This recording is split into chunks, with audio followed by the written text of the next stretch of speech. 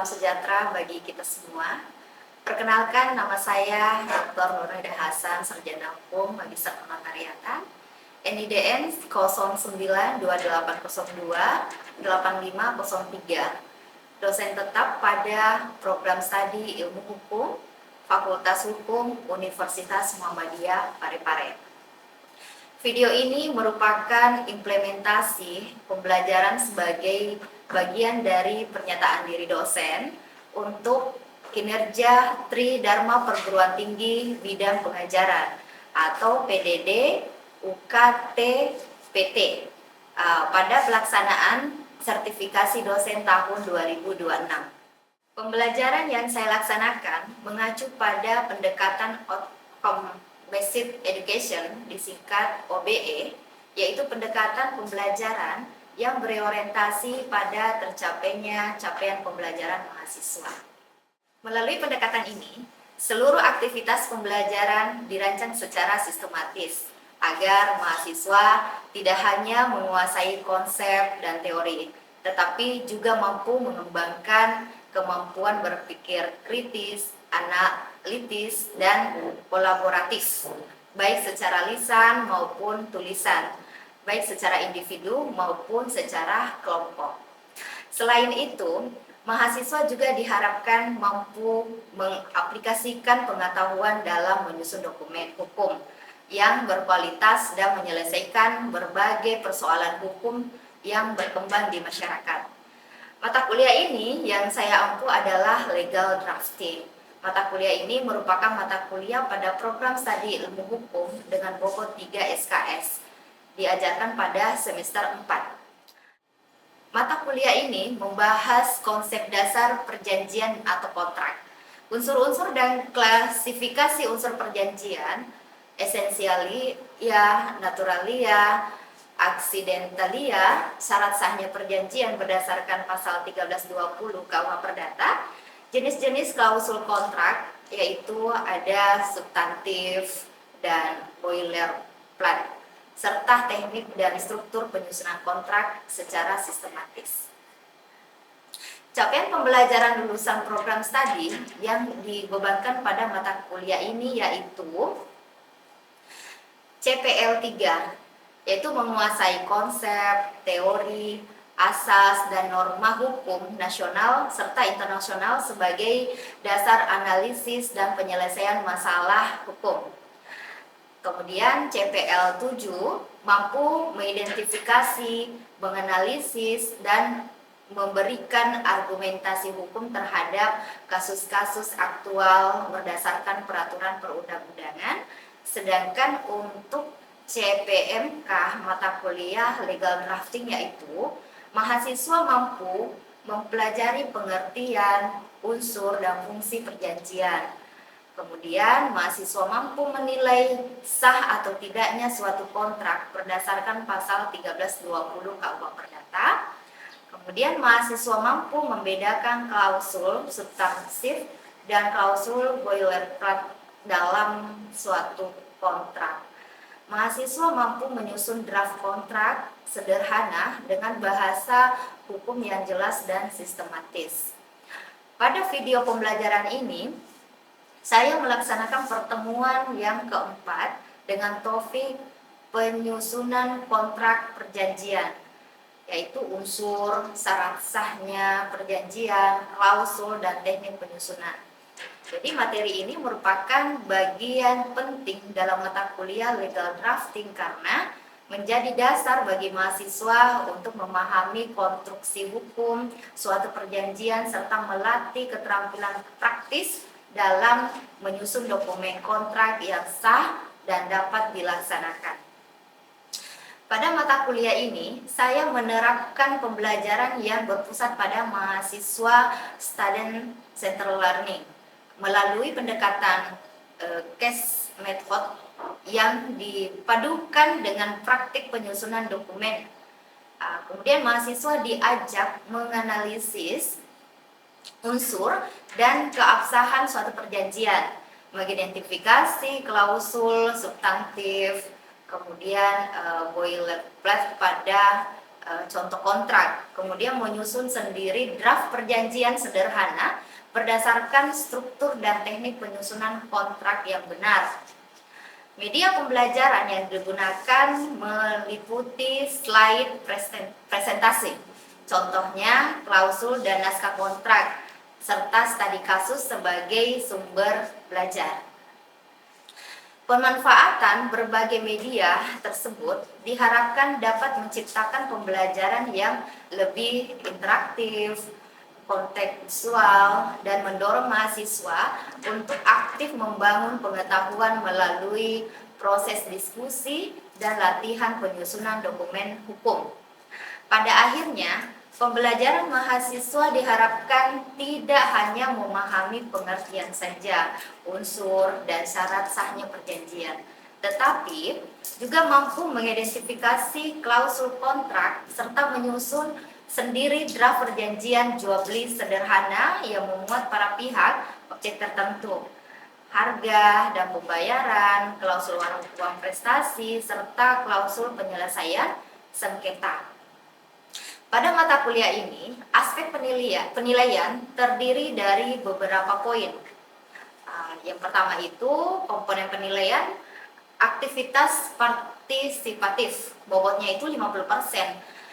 Dengan keterangan bahwa penelitian berdasarkan partisipasi aktif dalam diskusi kelas, kehadiran dan kontribusi dalam kegiatan diskusi kelompok. Kemudian yang kedua yaitu tugas, itu 10%, tugas kelompok dan tugas mandiri. Kemudian kuis itu 10%, penilaian berdasarkan hasil kuis individu yang dilaksanakan secara berkala untuk mengukur pemahaman mahasiswa terhadap materi perkuliahan. Kemudian ujian tengah semester itu 15%, itu tes tertulis. Ujian akhir semester 15% tes tertulis. Berikut adalah contoh video pembelajaran yang akan dilakukan dalam proses offline dalam kelas. Assalamualaikum warahmatullahi wabarakatuh. Waalaikumsalam warahmatullahi wabarakatuh. Baik, bagaimana kabarnya untuk sore hari ini? Baik. Sebelum kita masuk di materi kuliah untuk sore hari ini, jadi kita akan berdoa dulu ya. Semoga ilmu yang kita dapat itu membawa berkah dan bermanfaat bagi kita semua, khususnya mahasiswa dan dosen ya. Baik, untuk saat ini saya akan pimpin doa ya. Mari kita berdoa menurut agama dan kepercayaan kita masing-masing. Doa dimulai. Bismillahirrahmanirrahim. Doa selesai. Baik, jadi untuk hari ini kita masuk di pertemuan yang ke-berapa? Keempat. Jadi pertemuan yang keempat ini kita membahas tentang penyusunan kontrak dan perjanjian. Tetapi sebelum masuk di materinya, ada yang masih ingat untuk materi sebelumnya minggu lalu ya? Saya, Bu. Baik, silakan. Baik, perkenalkan nama saya Sabrina Aulia Putri, biasa dipanggil Sabrina. Untuk materi yang minggu kemarin yang ketiga, Bu, itu kita membahas asas dan teknik penyusunan dokumen hukum. Baik, yang mana itu asas-asasnya? Itu ada asas kepastian hukum, asas legalitas, itikat baik, keadilan, dan kemanfaatan. Ya, baik. Untuk teknik penyusunan pembuatan dokumennya kayak seperti apa? Salah satunya itu menentukan tujuan dokumen dan melakukan review atau melakukan pemeriksaan kembali. Ya, baik. Terima kasih Adik Sabrina. Jadi jawaban yang diinformasikan tadi ke Adik Sabrina itu sangat luar biasa ya. Baik, ternyata masih kuat ingatannya ya, seperti itu. Baik, jadi sekarang kita masuk di materi yang keempat, yaitu penyusunan kontrak ya, atau perjanjian. Adapun capaian pembelajaran yang kita akan bahas untuk hari ini, yang pertama yaitu pemahaman konsep. Nah, jadi harus mengetahui mengetahui pengertian apa sih itu perjanjian, unsur-unsur perjanjian, dan fungsi perjanjian. Terus yang kedua yaitu analisis keabsahan. Jadi di sini mampu menilai sah atau tidaknya kontrak berdasarkan pasal 1320 KUH Perdata. Kemudian yang ketiga yaitu identifikasi klausul, dan yang keempat itu adalah keterampilan drafting. Jadi di sini harus mampu menyusun kontrak ya, draft kontrak sederhana dengan bahasa hukum yang jelas seperti itu. Jadi sebelumnya saya mau bertanya dulu ya, apa sih itu pengertian dari perjanjian itu sendiri? Saya Bu. Ya, baik, silakan.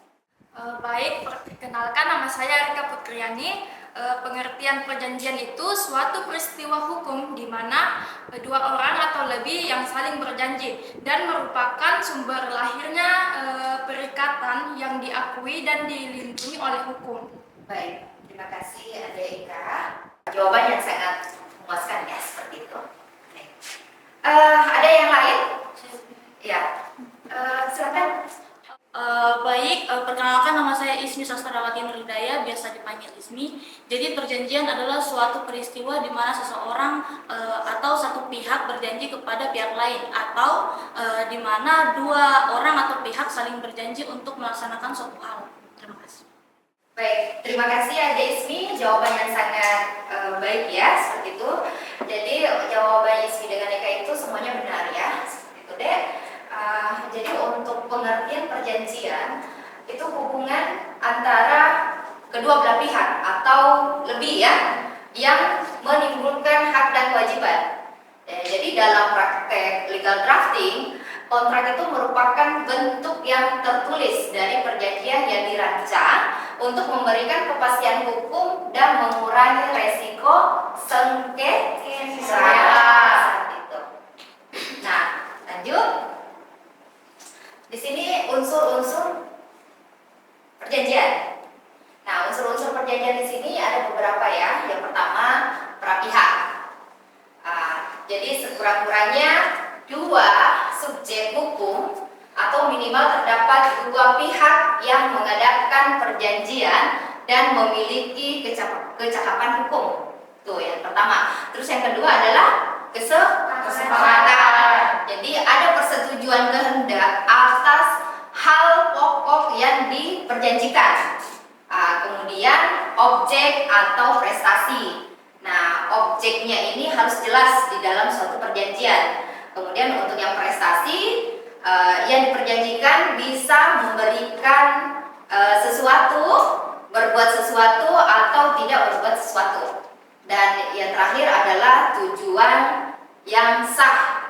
Jadi artinya di sini isi dan tujuannya itu tidak boleh bertentangan dengan undang-undang, hukum, kesusilaan dan ketertiban umum. Seperti itu. Baik, selanjutnya masuk di klasifikasi unsur. Nah, di sini ada 3 unsur. Yang pertama adalah unsur esensialia, yaitu unsur yang wajib menentukan lahirnya jenis perjanjian. Kemudian yang kedua yaitu unsur naturalia, yaitu unsur yang menurut undang-undang melekat meskipun tidak dicantumkan tegas di dalam perjanjian. Kemudian yang ketiga adalah accidentalia, yaitu usus tambahan berdasarkan kehendak para pihak. Jadi artinya di dalam suatu perjanjian para pihak itu bebas memasukkan apa isi dari perjanjiannya, seperti itu ya, asalkan itu tidak menyalahi aturan, seperti itu ya. Kemudian lanjut di syarat sahnya perjanjian. Nah, sebelum masuk di syarat sahnya perjanjian, ada yang bisa menjelaskan? Saya, Bu. Oke, silahkan. Baik, perkenalkan nama saya Nur Maulidian atau biasa dipanggil Yani. Jadi syarat sahnya perjanjian itu ada 4, yaitu yang pertama kesepakatan, yang kedua kecakapan, yang ketiga suatu hal tertentu, dan yang keempat sebab yang halal. Baik, terima kasih atas jawaban dari Adik Yani ya. Jadi jawabannya sangat bagus ya, dan itu sudah sesuai dari syarat sahnya perjanjian. Jadi yang pertama itu adalah sepakat. Sepakat mereka yang mengikat dirinya. Jadi kesepakatannya ini bebas para pihak tanpa paksaan, kehilapan atau penipuan. Kemudian yang kedua adalah cakap. Kecakapan untuk membuat suatu perikatan. Jadi para pihak itu harus dewasa dan tidak berada di bawah pengakuan, seperti itu ya. Kemudian syarat sahnya yang ketiga itu adalah suatu hal tertentu, hal atau objek perjanjian jelas dan dapat ditentukan, seperti itu. Kemudian yang keempat adalah suatu sebab yang halal. Jadi isi perjanjiannya tidak bertentangan dengan undang-undang, ketertiban umum dan kesusilaan, gitu ya. Nah, syarat sahnya perjanjian ini itu ada dua syaratnya itu bersifat subjektif maupun dengan objektif. Nah, syarat subjektif yaitu ada pada poin pertama dan kedua tadi, yaitu sepakat dan cakap. Nah, jika tidak terpenuhi unsur ini, maka dapat dibatalkan. Kenapa dapat dibatalkan? Karena yang pertama itu sepakat. Jika di dalam suatu para pihak melakukan suatu perjanjian, kemudian salah satunya tidak sepakat, maka itu tidak bisa dilakukan perjanjian. Nah, kemudian yang kedua yaitu cakap. Cakap di sini yang saya jelaskan tadi itu dewasa, tidak di bawah pengakuan. Nah, ketika seseorang atau para pihak ada salah satunya yang tidak cakap, misalnya masih di bawah umur melakukan perjanjian, maka itu tidak bisa, itu dapat dibatalkan. Jadi artinya dapat dibatalkan bahwa belum terjadi perbuatan hukum di sini. Seperti itu ya. Kemudian syarat objektif. Syarat objektif di sini yang pertama hal tertentu, hal atau objek tertentu. Jadi harus jelas objeknya. Misalnya perjanjian pengikatan jual beli. Jadi objeknya apa di sini? Apakah tanah, rumah, ya seperti itu. Kemudian sebab yang halal. Ya, jadi jika tidak terpenuhinya secara subjektif, maka itu bisa batal demi hukum. Sampai di sini paham adik-adik? Paham. Baik, terima kasih. Kemudian ada jenis-jenis klausa kontrak. Nah, untuk klausa kontrak ini ada klausul substantifnya. Jadi mengatur inti hubungan hukum yaitu objek. Yang saya jelaskan tadi objeknya harus jelas, misalnya rumah ya untuk perjanjian jual beli. Kemudian harga. Jadi di dalam perjanjian itu harus tertulis harganya berapa. Misalnya perjanjian jual belinya itu harga rumahnya adalah 500 juta. Oke? Kemudian pembayarannya harus jelas kapan. Jadi pembayarannya di sini apakah dibayar secara tunai atau cash ataukah dibayar secara bertahap. Nah, jika dibayar secara bertahap berarti harus dituangkan di dalam perjanjian pengikatan jual belinya, yaitu pembayaran pertama akan dilakukan pada saat penandatanganan kontrak perjanjian. Misalnya hari ini tanggal 24 Juli tahun 2026 akan dibayarkan sebesar 300 juta rupiah misalnya ya. Berarti hutangnya tinggal 200 juta.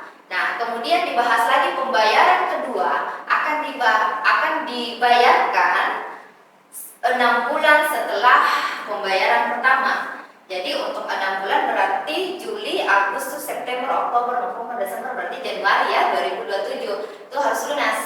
Nah, jadi pembayaran tahap 2 akan dilakukan tanggal 24 Januari tahun 2027 sebesar 200 juta rupiah. Seperti itu.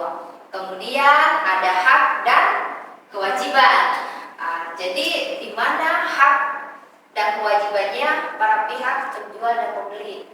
Nah, misalnya si penjual ya, itu haknya apa? Menerima uang.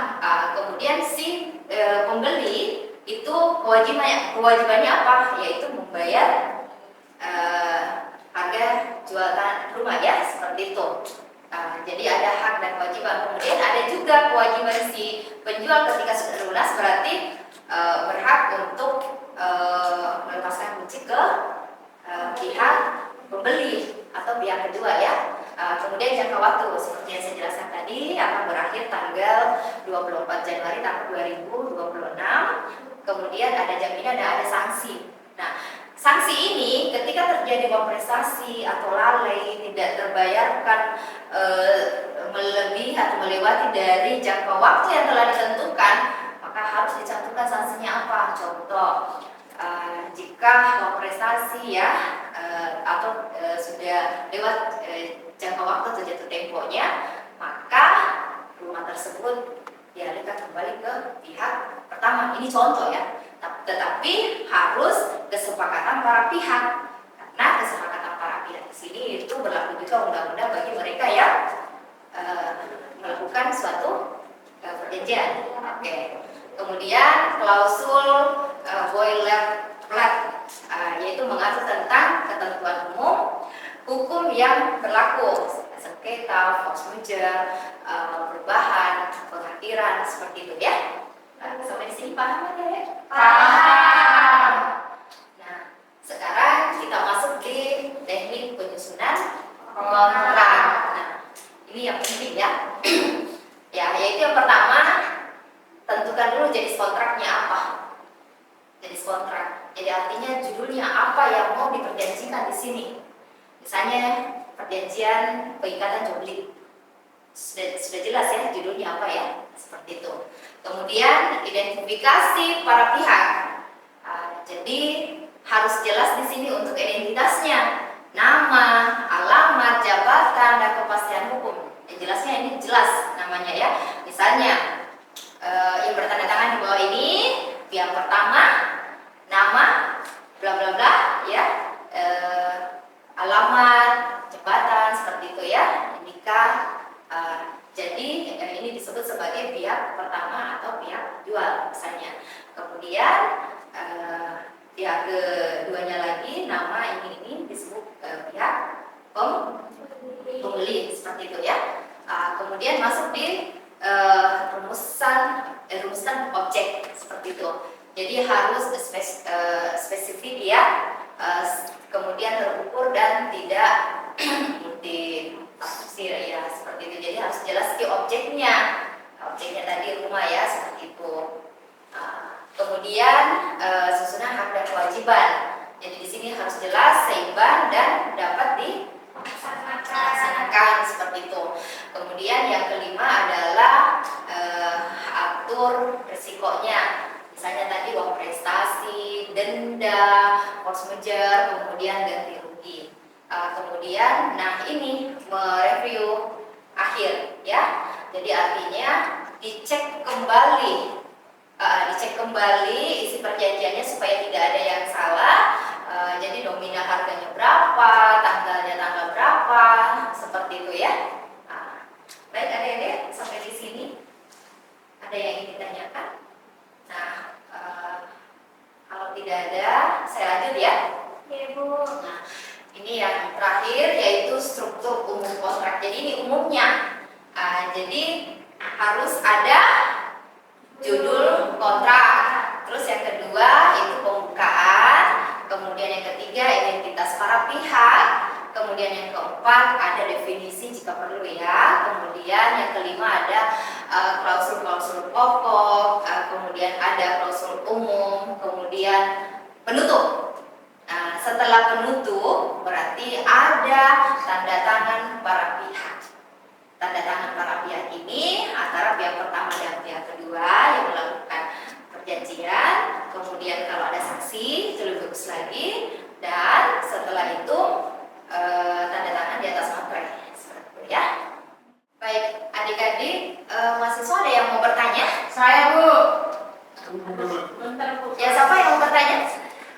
Oh iya, baik. Perkenalkan, nama saya Mutmainah Finsa Barwan, biasa dipanggil Inna. Pertanyaan saya itu, Bu, sebelum membuat kontrak, langkah-langkah apa yang perlu disiapkan agar kontraknya dianggap sah dan jelas?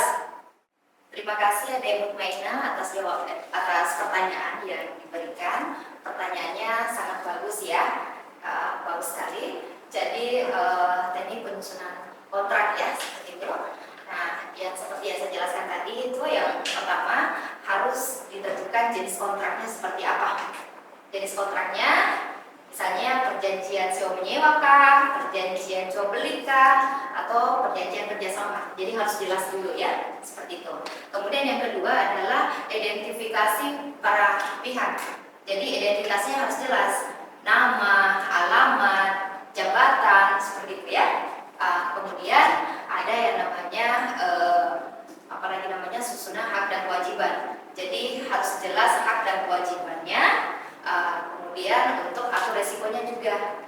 Jadi ada uang prestasi, denda, cost ujar, ganti rugi. Itu harus dicampurkan semuanya. Kemudian harus mengingat juga untuk syarat sahnya perjanjian itu harus jelas. Kemudian harus juga dokumennya harus jelas juga.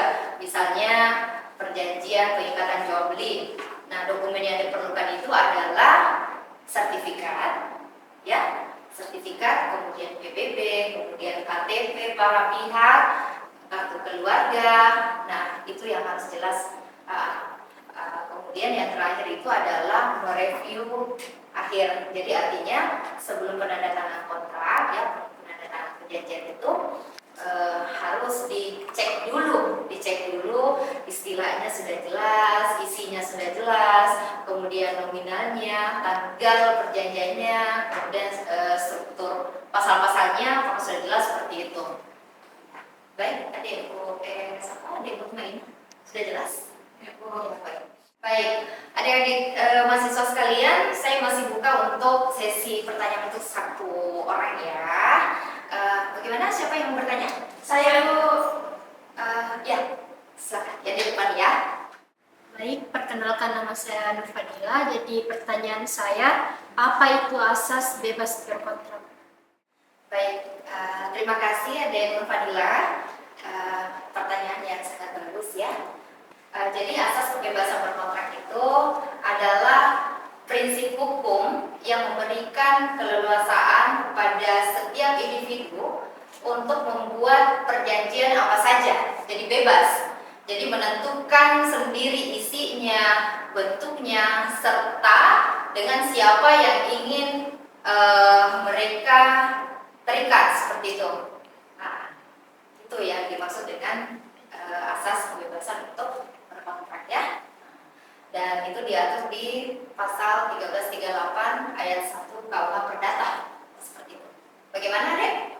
Sudah jelas? Baik, terima kasih. Baik, jadi sekarang saya akan memberikan tugas ya. Tugas, tapi untuk tugasnya ini adalah tugas kelompok.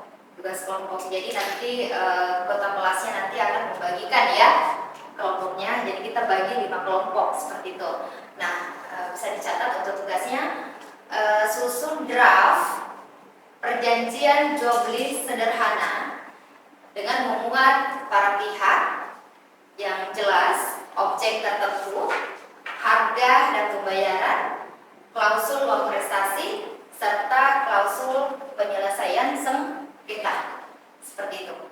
Jadi untuk tugasnya minggu depan dikumpul ya. Ibu. Terima kasih. Sebelum saya tutup, jadi legal drafting ini menuntut ketelitian, ketetapan istilah, dan pemahaman hukum perjanjian secara substantif ya, seperti itu. Jadi saya akhiri untuk perkuliahan kita untuk sore hari ini. Wabillahi taufiq wal hidayah. Wassalamualaikum warahmatullahi wabarakatuh. Waalaikumsalam.